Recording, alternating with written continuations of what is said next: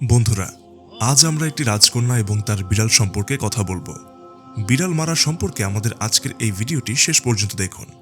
এক সময়কার কথা, যখন ইরাক দেশে এক রাজা ছিলেন, যিনি তার একমাত্র মেয়েকে অনেক ভালোবাসতেন।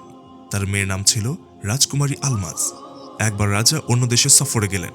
ফিরে আসার সময় তিনি রাজকুমারী আলমাজের জন্য অনেক উপহার নিলেন। রাজা যখন ফিরতি যাত্রায় রওনা হতে শুরু করলেন, তখন সেখানকার রাজা ছোট এবং খুব সুন্দর একটি বিড়ালের বাচ্চা রাজার কাছে হস্তান্তর করে বলেছিলেন যে এটি আপনার মহিমার জন্য আমাদের পক্ষ থেকে একটি উপহার। তিনি এটি দেখে খুবই খুশি হবেন। রাজা যখন ফিরে এলেন, রাজকুমারী আলমাজ বিড়াল ছানাটিকে দেখে সত্যিই খুব খুশি হলেন।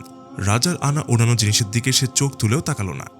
সেই সময় কাঠের কারিগরদের ডেকে আনা হয়েছিল এবং বিড়াল ছানাটির জন্য একটি সুন্দর ঘর বানানো হলো। সেই ঘরে বিছানোর জন্য একটি রেশমের গদি এবং খাট তৈরি করা হলো বালিশ রাখার জন্য। প্লেটও তৈরি করা হয়েছিল, একটি দুধ পান করার জন্য, অন্যটি পানি পান করার জন্য। রাজকুমারীও বিড়ালটির গলায় শিকল পরিয়ে দিলেন এবং বিড়ালের নাম মানু রাখলেন। এইভাবে সেই বিড়ালটিরও 6 মাস রাজপ্রাসাদে কেটে গেল। রাজকুমারী আলমাসও তার বিড়ালকে ছাড়া এক মুহূর্তের জন্য শান্তি পায় না। কিন্তু একবার এমন ঘটনা ঘটল যে তার বিড়ালটি হঠাৎ করে কোথাও হারিয়ে গেল। এটা দেখে রাজকুমারীর খুব চিন্তা হলো এবং প্রার্থনা করছিল যে তার বিড়াল যত তাড়াতাড়ি সম্ভব তার কাছে যেন ফিরে আসে। যে সকল মানুষরা বিড়ালটিকে খুঁজতে গিয়েছিলেন, তারা মুখ নামিয়ে ফিরে আসলেন এবং বললেন, রাজকুমারী সাহেবা, দুঃখজনক খবর, বিড়ালটিকে আমরা সব জায়গায় অনুসন্ধান করেছি, কিন্তু আমরা তাকে কোথাও খুঁজে পাচ্ছি না। তার কথা শুনে রাজকুমারী আলমাসের চোখে জল এসে গেল। এখন এই খবর মুহূর্তের মাধ্যমে রাজপ্রাসাদের চারদিকে ছড়িয়ে পড়ল। মালকা যখন এই খবর শুনল এবং তার একমাত্র আদরের মেয়েকে কাঁদতে দেখে রাজপ্রাসাদের সব কৃতদাস ও দাসীদের ডেকে আদেশ দিলেন যে কোনো পরিস্থিতিতে বিড়ালটিকে খুঁজে বের করে ফিরে আনতে হবে। রাত পর্যন্ত এই অনুসন্ধান চলল, কিন্তু ফলাফল একই, বিড়ালটিকে খুঁজে পাওয়া গেল না। মালকা এবং রাজার তো সেই বিড়ালের প্রতি কোনো আগ্রহ ছিল না, কিন্তু তারা তাদের প্রিয় এবং প্রিয় রাজকুমারীর দুঃখ ভরা চেহারা দেখে খুবই উদ্বিগ্ন ছিল। যখন অনেকদিন কেটে গেল এবং বিড়ালটিকে খুঁজে পাওয়া গেল না, তখন রাজা ঘোষণা করলেন যে কেউ রাজকুমারীর নিখোঁজ হওয়া বিড়ালটিকে খুঁজে বের করে ফিরিয়ে আনলে সে 500 স্বর্ণমুদ্রা পুরস্কার পাবে। রাজকন্যা তার বাবাকে বলল, আব্বা, আপনি পুরস্কারটা একটু বেশি করে দেবেন। বেশি পুরস্কারের জন্য কেউ এটি সন্ধান করার চেষ্টা করবে। রাজা তার মেয়ের পরামর্শে রাজি হলেন এবং পুরস্কারের পরিমাণ দ্বিগুণ করলেন, অর্থাৎ 1000। দিন গেল, সপ্তাহ গেল, মাস গেল, কেউ বিড়ালটিকে খুঁজে বের করতে এবং ফিরিয়ে আনতে সফল হলো না। এমনকি রাজকুমারী আলমাসও এখন হতাশ হয়ে পড়েছিল এবং কাঁদতে কাঁদতে তারও খারাপ অবস্থা হয়েছিল। একদিন সন্ধ্যায় রাজকন্যা বাগানে দোলনায় দোল খাচ্ছিল। এমন সময় রাধুনির ছেলে তার কাছে এসে বলল, রাজকুমারী সাহেবা, আপনার বিড়ালটিকে পাওয়া গিয়েছে নাকি যায়নি? রাজকুমারী আলমাস উদাসী হয়ে জবাব দিলেন, না, খুঁজে পাওয়া যায়নি। রাধুনির ছেলে কাছে এসে বলল, মনে হচ্ছে সে বনে চলে গেছে। জঙ্গলে অনেক বিড়াল থাকে, সেদিন বনের বিড়াল প্রাসাদে এসেছিল। হয়তো সে আপনার বিড়ালকে তার সাথে নিয়ে গেছে এবং আপনার বিড়ালও তাদের সাথে বনে থাকতে শুরু করেছে। রাধুনির ছেলের কথা শুনে রাজকন্যার সাথে সাথে দোলনা থেকে নেমে বলল, তুমি আমাকে খুবই ভালো কথা বলছো। আমরা আগামীকাল নিজেই বনে গিয়ে আমাদের বিড়াল মানুষ সন্ধান করব। পরের দিন দরবারের ছুটি ছিল। রাজকুমারী আলমাজ রাজার কাছে পৌঁছে বনে যাওয়ার অনুমতি চাইলেন। রাজা বললেন, দুপুরে খাবার খাওয়ার পরে চলে যেও। আজ আমাদের কোনো কাজ নেই। আজ দরবারও ছুটি এবং আজ দরবার সাজানো হবে না, কেননা আমরাও তোমার সাথে সেই জঙ্গলে যাব। আমরা আমাদের ছোট রাজকুমারীকে এভাবে একা যেতে দেখতে পারি না। তোমার সাথে আমরাও বিড়াল খুঁজতে যাব। রাজকন্যা এই কথা শুনে খুবই খুশি হলো। কিছু সময় কেটে গেল, যখন রাজকন্যার শিক্ষক, যিনি একজন বড় আলেম ছিলেন, পণ্ডিত ছিলেন, তিনি তাকে পড়ানোর জন্য এলেন। তিনি দেখলেন রাজকন্যাকে অনেক বেশি খুশি খুশি দেখাচ্ছে। এটা দেখে তিনি বললেন, রাজকুমারী সাহেব, অনেকদিন পর আপনাকে এত খুশি দেখছি, এর কারণ কি? রাজকুমারী আলমাস হেসে বিনয়ের সাথে উত্তর দিলেন, ওস্তাদ মোহতারাম, আজ আমরা আমাদের বিড়াল মানুকে খুঁজতে বনে যাচ্ছি। বাবুর্চির ছেলে আমাকে বলেছিল যে সেখানে আরও অনেক বিড়াল বাস করে এবং আমরা আশা করি আমরা আমাদের প্রিয় বিড়ালকে খুঁজে পাব। ওস্তাদ সাহেব বললেন, আল্লাহ যেন এমনটাই করেন। কিন্তু রাজকুমারী সাহেব, আমি একটা কথা অবশ্যই বলবো, আপনার শিক্ষক হওয়ার যোগ্যতায় পশু পাখিরা স্বাধীনতা চায়, তাদের বন্দি করাটা ঠিক না। এটা ঠিক যে যারা তাদের লালন পালন করে তারা তাদের খুব যত্ন নেয়, তাদের খাবার, পানীয় এবং বিশ্রামের বিশেষ যত্ন নেয়, এবং আপনি তাদের জন্য একটি সুন্দর বাড়িও তৈরি করেছেন। তবে যে খুশি সেই পশু অথবা পাখি তাদের মতো পশু পাখির মাঝে অনুভব করে, সেটা আলাদাই হয়ে থাকে। আসলে পাখি ও প্রাণীদের ধরে নিয়ে জোর করে আমাদের সাথে রাখা উচিত নয়। আমরা তাদের প্রাসাদে জায়গা দিলেও লাভ নেই। রাজকুমারী সাহেবা, আমাদের সকলের উচিত তাদের সাথে ভালোভাবে আচরণ করা, তাদের খাবার ও পানির ব্যবস্থা করা এবং অন্য কোনো উপায়ে তাদের দুঃখ বা ক্ষতি না করা। সবচেয়ে গুরুত্বপূর্ণ বিষয় হলো তাদের মুক্ত থাকতে দেয়া। আমি আপনাকে আমাদের প্রিয় নবী হযরত মুহাম্মদ সাল্লাল্লাহু আলাইহি সাল্লামের একটি হাদিস বর্ণনা করছি, যা আমার বক্তব্য পরিষ্কার করবে আর আমার কথা আপনার কাছে সহজে পৌঁছে যাবে।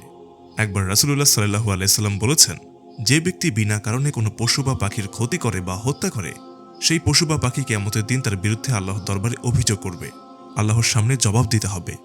অন্য একটি রিওয়ায়াতে আছে যে একবার কেউ হুজুর আকরাম সাল্লাল্লাহু আলাইহি সাল্লাম সম্পর্কে জিজ্ঞাসা করেছিলেন যে তিনি পশুদের সাথে ভদ্র আচরণ করার জন্য আল্লাহ তাআলার কাছ থেকে কোনো সওয়াব পাবেন কিনা। তখন হুজুর আকরাম সাল্লাল্লাহু আলাইহি সাল্লাম উত্তর দিয়েছিলেন যে কোনো জীবের সাথে সদয় আচরণ করা একজন ব্যক্তিকে আল্লাহর পুরস্কার পাওয়ার যোগ্যতায় পরিণত করে। তার শিক্ষকের কথা শুনে, এত বড় আলেম পণ্ডিতের কথা শুনে রাজকন্যা বিনয়ের সুরে বলল, হুজুর, আপনি যদি অনুমতি দেন তাহলে আমরা আমাদের বিড়ালকে খোঁজার জন্য বনে যেতে পারি। আমি তাকে শুধু একটা নজর দেখতে চাই, তাকে আমার খুব মনে পড়ছে, আমি কি তাকে দেখতেও পারি না? এতে তার শিক্ষক বললেন, এতে কোনো বাধা নেই, আপনি আপনার বিড়ালকে ভালোবাসার সাথে দেখেন, তবে যদি সে বনে সুখী হয় এবং তার সঙ্গীদের সাথে থাকে তাহলে তাকে ফিরিয়ে আনার সাহস করবেন না, এটি আপনার কাছে আমার অনুরোধ। তিনি বললেন, অবশ্যই, আমি আপনার কথা শুনব। এখন রাজার হুকুমে সমস্ত প্রস্তুতি নেওয়া হয়ে গিয়েছিল। রাজা, উজির এবং রাজকুমারী আলমাস তাদের রক্ষীদের নিয়ে বনের দিকে রওনা হলেন। বনে পৌঁছে তারা একটি উপযুক্ত জায়গা খুঁজে শিবির স্থাপন করলেন। রাজকুমারী আলমাস এদিক ওদিক ঘুরে বেড়াতে লাগলেন, তাদের পেছনের দিকে তাকাতে লাগলেন। সে তার সাথে বাবুর্চির ছেলেকে নিয়ে এসেছিল, যে তাদের বিড়াল সম্পর্কে বলেছিল, যাতে সে তাদের বিড়ালটিকে খুঁজে পেতে সহায়তা করতে পারে। বাবুর্চির ছেলে দৌড়ে এদিক ওদিক তাকাচ্ছে। তখন তিনি চিৎকার দিয়ে রাজকুমারীকে ডাকলেন, রাজকুমারী সাহেবা, রাজকুমারী সাহেবা, এদিকে আসেন, দেখেন এটা কি। রাজকুমারী আলমাস তার পেছনে দৌড়ে গেল।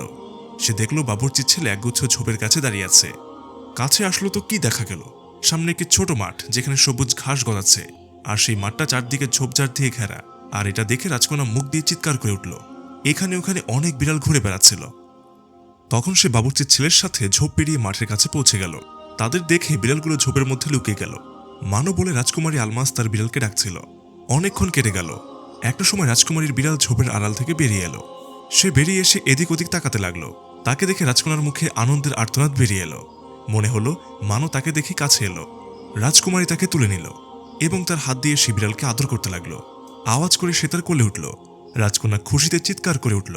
হঠাৎ রাজকন্যার কাছে একটি ছোট্ট আওয়াজ ভেসে এলো, অর্থাৎ খুব মৃদু, মিষ্টি, হালকা আওয়াজ, ম্যাও ম্যাও। সে ঝোপ থেকে দেখতে পেল চারটি সুন্দর ছোট্ট রঙিন বিড়াল ছানা। রাজকন্যার বিড়ালটিকে দেখে তারা তাদের সূক্ষ্ম কণ্ঠে চিৎকার করছে। তাদের কণ্ঠস্বর শুনে মানোর কান বেজে উঠল।